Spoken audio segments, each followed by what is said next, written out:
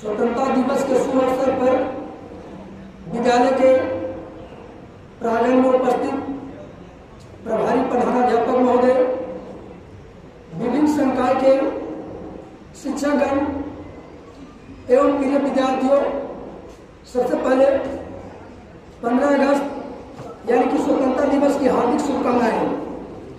जैसा कि आपको पता होगा कि हमारा देश 15 अगस्त 1947 को आज़ाद हुआ था।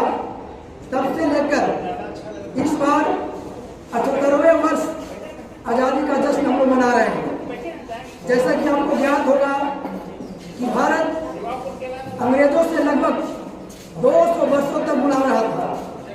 गुलाम के पीछे जो वजह थी वो आप लोग जानते होंगे कि उस समय हमारा देश जो है आपस में विद्रोह थे, इकट्ठे नहीं थे, जिसके फायदा उठाकर अंग्रेज लगभग 200 वर्षों तक भारत को गुलाम रखा। फाइनली जो है 15 अगस्त 1947 को हमारा देश आज़ाद हुआ। तब से लेकर हर साल 15 अगस्त को विभिन्न सरकारी विद्यालयों में, सरकारी संस्थानों में झंडा उत्तोलन किया जाता है और झंडे के सामने हम लोग उस दिन को याद करते हैं ताकि इस तरह की देश पर सिचुएशन आए और पुनः हमारा देश जो है किसी दूसरे के हाथों में न चला जाए।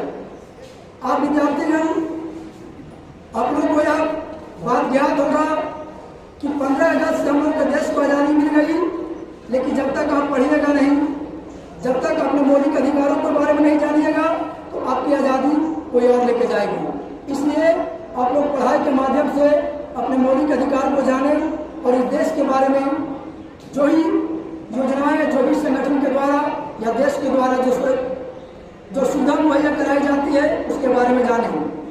15 अगस्त यूँ तो 15 अगस्त स्वतंत्रता दिवस के रूप में पूरे देश के साथ अदर कंट्रियों में भी हर्षोल्लास के साथ मनाया जाता है जहां हमारा देश के नागरिक रहते हैं।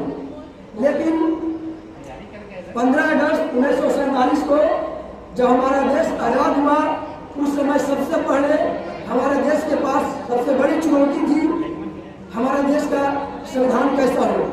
और उसी संविधान के बारे में जैसा कि आपको पता होगा कि डॉक्टर भीमराव की अध्यक्षता में हमारा संविधान तैयार हुआ और भारतीय संविधान के बारे में जो डॉक्टर भीमराव अम्बेडकर ने एक वक्तव्य कहे थे, जिस समय संविधान को अवलोकन किया जा रहा था उस समय उनका वचन था कि संविधान चाहे कितना ही अच्छा क्यों न हो, संविधान चाहे कितना ही अच्छा क्यों न हो, अगर इसको स्वीकार करने वाले बुरे होंगे तो यह अंततः संविधान बुरा होगा।